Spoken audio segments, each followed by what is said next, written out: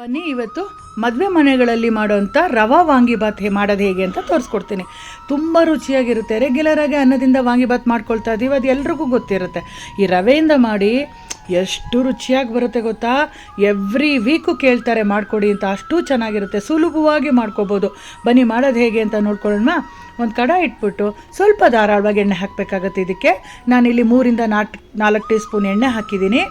ಮತ್ತು ಬೇಸಿಕ್ ಒಗ್ಗರಣೆ, ಸಾಸಿವೆ, ಕಡಲೆಬೇಳೆ, ಉದ್ದಿನಬೇಳೆ, ಸ್ವಲ್ಪ ಇಂಗು, ಕರ್ಬೇವಿನ ಸೊಪ್ಪು, ಟೇಸ್ಟ್ಗೋಸ್ಕರ ಗೋಡಂಬಿ ಹಾಕಿದ್ರಂತೂ ತುಂಬ ರುಚಿಯಾಗಿ ಬರುತ್ತೆ. ಆಮೇಲೆ 1 ಕಪ್ಪು ಬಾಂಬೆ ರವೆಗೆ ಮಾಡ್ತಾಯಿದ್ದೀನಿ ನಾನು. ಇದು ಬಾಂಬೆ ರವೆಲ್ಲಿ ಮಾಡಿದ್ರೇ ಚೆನ್ನಾಗಿ ಬರೋದು.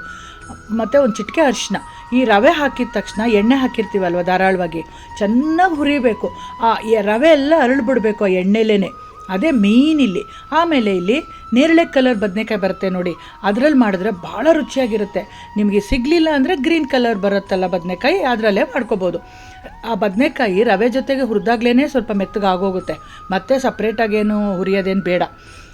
ಬದನೆಕಾಯಿ ಸೇರಿಸಿದ್ಮೇಲೆ ಸ್ವಲ್ಪ ಬಾಡಿಸಿದ್ಮೇಲೆ ರುಚಿಗೆ ತಕ್ಕಷ್ಟು ಉಪ್ಪು, ವಾಂಗಿಬಾತ್ ಪುಡಿ ಮನೇಲೇ ಮಾಡಿದಂಥ ಪೌಡ್ರ್ ಇದು, ನೀವು ರೆಡಿಮೇಡ್ ಕೂಡ ಬಳಸ್ಕೋಬೋದು.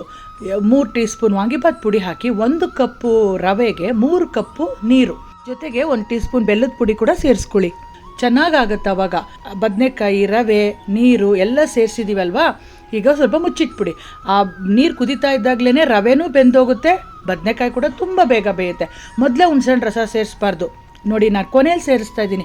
ರವೆ ಬದನೆಕಾಯಿ ಎಲ್ಲ ಚೆನ್ನಾಗಿ ಬೆಂದ ಮೇಲೆ ಒಂದು ಚಿಕ್ಕ ನೆಲ್ಲಿಕಾಯಿ ಸೈಜ್ ಹುಣಸೆಹಣ್ಣನ್ನು ನೆನೆಸ್ಬಿಟ್ಟು ಅದರ ರಸನ ಹಾಕಿ ಮತ್ತೆ ಚೆನ್ನಾಗಿ ಮಿಕ್ಸ್ ಮಾಡಿ ಒಂದು 5 ನಿಮಿಷ ಮುಚ್ಚಿಟ್ಬಿಡಿ. ಈಗ ಸೂಪರ್ ಆದ ರವೆ ವಾಂಗಿಬಾತ್ ರೆಡಿ ಆಗುತ್ತೆ. ಫೈನಲ್ ಟಚ್ಗೆ ಸ್ವಲ್ಪ ಕೊಬ್ಬರಿ ತುರಿ, ಸಣ್ಣದಾಗಿ ಹೆಚ್ಚಂಥ ಕೊತ್ತಂಬರಿ ಸೊಪ್ಪು ಮತ್ತು 1-2 ಟೀ ಸ್ಪೂನು ತುಪ್ಪ. ಎಷ್ಟು ಘಮ ಅಂತ ಇರುತ್ತೆ ಗೊತ್ತಾ. ಮತ್ತು ಇಲ್ಲಿ ತೆಂಗಿನಕಾಯಿ ತುರಿ ಸೇರಿಸ್ಬೇಡಿ, ಕೊಬ್ಬರಿ ತುರಿನೇ ಸೇರಿಸ್ಬೇಕು ವಾಂಗಿಬಾತ್ಗೆ, ಅಷ್ಟು ಚೆನ್ನಾಗಿ ಬರುತ್ತೆ. ನೋಡಿ, ನೀವು ಮನೇಲಿ ಮಾಡಿಕೊಡಿ. ಮನೆ ಮಂದಿಗೆಲ್ಲ ಇಷ್ಟ ಆಗದೇ ಇದ್ದರೆ ಕೇಳಿ, ಎಲ್ಲರೂ ಲೈಕ್ ಮಾಡಿ ಮತ್ತೆ ಮಾಡು ಅಂತ ನಿಮ್ಮನ್ನು ಪೀಡಿಸ್ತಾರೆ. ಅಷ್ಟು ಇಷ್ಟ ಆಗುತ್ತೆ. ಖಂಡಿತ ಟ್ರೈ ಮಾಡಿಬಿಟ್ಟು ವೀಣಾ ಲಕ್ಷ್ಮೀನಾರಾಯಣ್ ಪೇಜಲ್ಲಿ, ಫೇಸ್ಬುಕ್ಕಲ್ಲಾಗಲಿ ಇನ್ಸ್ಟಾಗ್ರಾಮಲ್ಲಾಗಲಿ ನಿಮ್ಮ ಕಮೆಂಟ್ಸನ್ನು ಪಾಸ್ ಮಾಡಿ. ಖಂಡಿತ ನಾನು ಕಮೆಂಟ್ಸ್ ನೋಡಿ ಫೀಡ್ಬ್ಯಾಕ್ ತೊಗೊಳ್ತೀನಿ. ಮತ್ತೆ ಬೇರೆ ರೆಸಿಪಿಯೊಂದಿಗೆ ಸಿಗ್ತೀನಿ. Until then take care friends, have a nice day, bye.